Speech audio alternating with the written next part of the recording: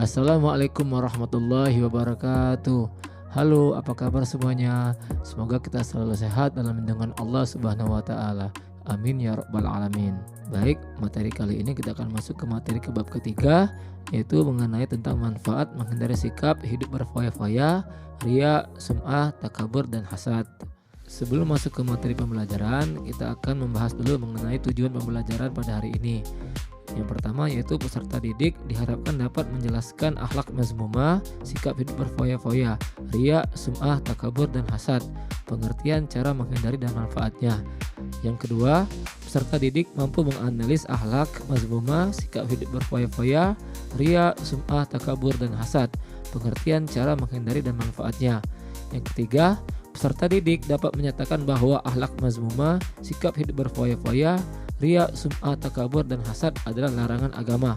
Serta yang keempat, peserta didik mampu membiasakan untuk menghindari akhlak mazmumah, sikap hidup berfoya-foya, riya, sum'ah, takabur dan hasad dalam kehidupan sehari-hari. Dan yang terakhir, yang kelima, peserta didik dapat membuat karya yang mengandung konten manfaat menghindari akhlak mazmumah, sikap hidup berfoya-foya, riya, sum'ah, takabur dan hasad. Baik, kita masuk ke materi yang pertama, yaitu A. Berfoya-foya. Pengertian dari berfoya-foya adalah sikap hidup menghambur-hamburkan uang secara berlebih-lebihan dengan tujuan bersenang-senang dan minim manfaatnya. Adapun dalil yang melarang tentang sikap berfoya-foya yaitu pada Quran surah Al-Isra surat ke-17 ayat 27 yang berbunyi Bismillahirrahmanirrahim. Innal mubazzirina kanu ikhwana syayatini wa kana syaitanu lirabbihi kafuron. Artinya, sesungguhnya orang-orang yang pemboros itu adalah saudara setan, dan setan itu sangat ingkar kepada Tuhannya. Quran surah Al-Isra surat ke-17 ayat ke-27. Adapun cara menghindari sikap hidup berfoya-foya yaitu dengan cara selalu bersyukur atas nikmat Allah Subhanahu wa taala, selektif memilih teman, jalani hidup yang sederhana, tentukan prioritas utama dalam menggunakan uang atau harta, beramal dan bersedekah, menabung dan berinvestasi, kurangi berbelanja hal yang tidak berguna, susun rencana keuangan jangka panjang. Dan yang terakhir, mencatat pengeluaran dan pemasukan. Manfaat menghindari sikap hidup berfoya-foya yaitu dengan cara tidak terpengaruh bujuk rayu setan, tidak dari sikap hidup miskin, terbiasa memenuhi kebutuhan dan menjauhkan keinginan, terbiasa menerapkan skala prioritas, disukai Allah Subhanahu wa taala dan Rasulnya, disukai orang lain. Selanjutnya yang B yaitu riya. Pengertian riya adalah sikap pamer memperlihatkan amal ibadah tertentu kepada selain Allah Subhanahu wa taala dengan tujuan agar mendapat pujian. Adapun dalil yang menerangkan tentang larangan bersikap riya yaitu dalam Quran surah Al-Baqarah surat kedua ayat 264 yang berbunyi Wahai orang-orang yang beriman, janganlah kamu merusak sedekahmu dengan menyebut-nyebutnya dengan menyakiti perasaan penerima. Seperti orang yang menginfakkan hartanya karena ia pamer kepada manusia dan dia tidak beriman kepada Allah dan hari akhir. Perumpamannya orang itu seperti batu yang licin yang di atasnya ada debu, kemudian batu itu ditimpa hujan lebat. Maka tinggallah batu itu licin lagi. Mereka tidak memperoleh sesuatu apapun dari apa yang mereka kerjakan dan Allah tidak memberi petunjuk kepada orang-orang kafir. Quran surah Al-Baqarah surat kedua ayat 264. Bagaimana cara menghindari sikap riya? Yaitu dengan cara luruskan niat, berdoa dan memohon pertolongan Allah Subhanahu wa taala, menyadari kedudukan diri hanyalah seorang hamba, berusaha mengendalikan hati, memperbanyak bersyukur, terus-menerus mengingat Allah Subhanahu wa taala, sembunyikan amal kebaikan, belajar ikhlas, mengingat kematian, menggiatkan ibadah, menyadari Allah Subhanahu wa taala selalu mengawasi dan mengingat bahaya dari riya. Adapun manfaat menjauhkan sikap riya yaitu ikhlas atas amal yang dilakukan, makin meyakini bahwa beramal hanya untuk Allah Subhanahu wa taala, menjadikan amal ibadah bermanfaat untuk diri sendiri dan orang lain, terjauhkan dari ancaman syirik kecil, terjauhkan dari semua amal ibadah yang bersifat sia-sia dan dicintai oleh Allah Subhanahu wa taala, Rasulnya dan manusia. Selanjutnya yang C, sum'ah. Secara bahasa sum'ah adalah diperdengarkan oleh orang lain. Dan secara istilah sum'ah adalah amalan yang sengaja diperdengarkan atau diceritakan kepada orang lain agar diketahui orang tersebut telah melakukan kebaikan.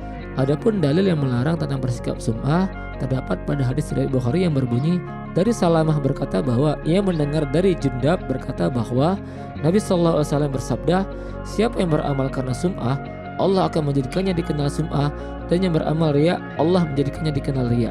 Hadis riwayat Bukhari. Manfaat menjauhi sikap sum'ah yaitu sebagai berikut: menjadi hamba Allah Subhanahu wa taala yang berkualitas, mengutamakan kepentingan Allah di atas kepentingan hawa nafsu, mendorong umat Islam untuk semakin yakin atas jaminan Allah Subhanahu wa taala, mendorong umat Islam untuk mengutamakan kehidupan akhirat. Selanjutnya yang D, takabur. Pengertian takabur adalah sikap hidup menghambur-hamburkan uang secara berlebihan dengan tujuan bersenang-senang dan minim manfaatnya. Adapun dalil yang melarang tentang bersikap takabur yaitu dari Abdullah bin Mas'ud radhiyallahu anhu, Nabi sallallahu alaihi wasallam bersabda, "Kesombongan adalah menolak kebenaran dan merendahkan manusia." Hadis riwayat Muslim. Bagaimana cara menghindari sikap takabur? Yaitu dengan cara membiasakan diri untuk selalu tawaduk, berusaha tidak memandang orang lain dari sisi kelemahan, memperbanyak zikir kepada Allah Subhanahu wa taala, memperluas pertemanan baik di lingkungan rumah atau sekolah.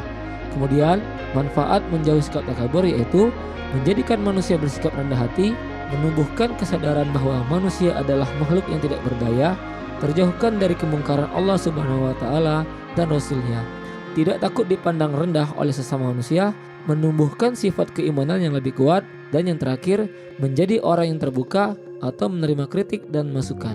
Yang terakhir hasad. Pengertian hasad yaitu perasaan iri atas nikmat yang didapatkan seseorang, baik dalam bentuk harta, kedudukan, ilmu, dan lainnya, disertai usaha agar nikmat tersebut hilang dari pemiliknya. Adapun dalil yang melarang tentang bersikap hasad terdapat pada Al-Quran surah An-Nisa ayat 54 yang berbunyi, Bismillahirrahmanirrahim, Am yahsudunan nasa ala ma atahumullahu min fadlihi faqad ataina ala Ibrahim al-kitaba wal hikmata wa atainahum mulkan aziman. Artinya, ataukah mereka dengki kepada manusia Muhammad karena karunia yang telah diberikan Allah kepadanya? Sungguh, kami telah memberikan kitab dan hikmah kepada keluarga Ibrahim, dan kami telah memberikan kepada mereka kerajaan kekuasaan yang besar. Quran surah An-Nisa ayat ke-54. Bagaimana cara menghindari sikap hasad? Yaitu dengan cara memiliki rasa kasih sayang terhadap sesama, selalu bersyukur atas nikmat yang Allah berikan, meyakini bahwa nikmat yang diberikan Allah Subhanahu wa taala sesuai dengan kebutuhan, meyakini bahwa tidak semua nikmat yang diberikan Allah adalah baik, bisa jadi itu cobaan, dan yang terakhir, semangat melakukan kebaikan dan menyadari kerugian sikap hasad. Manfaat menghindari sikap hasad yaitu terjaga dari penyakit rohani, menjauhkan diri dari berbagai penyakit fisik, menumbuhkan sikap persaudaraan yang harmonis, menumbuhkan sikap bersyukur dan menyadari bahwa semua nikmat Allah Subhanahu wa taala, dan yang terakhir selalu berhusnuzon dalam menjalani kehidupan. Adapun kesimpulan pembelajaran pada kita hari ini yaitu Allah adalah satu-satunya zat yang mengatur hidup manusia. Bentuk pengaturan bagi manusia adalah perilaku baik dilakukan dan perilaku buruk ditinggalkan. Setiap perilaku manusia pasti memiliki balasannya. Hidup dengan sikap berfoya-foya, riya, sum'ah, takabur, dan hasad pasti akan mendatangkan mudarat. Oleh karena itu, sangat penting bagi manusia menjauhkan sikap-sikap tersebut. Demikianlah materi pembelajaran pada hari ini. Semoga kita selalu sehat dalam lindungan Allah Subhanahu wa taala. Amin ya rabbal alamin. Terima kasih. Saya akhiri. Wassalamualaikum warahmatullahi wabarakatuh.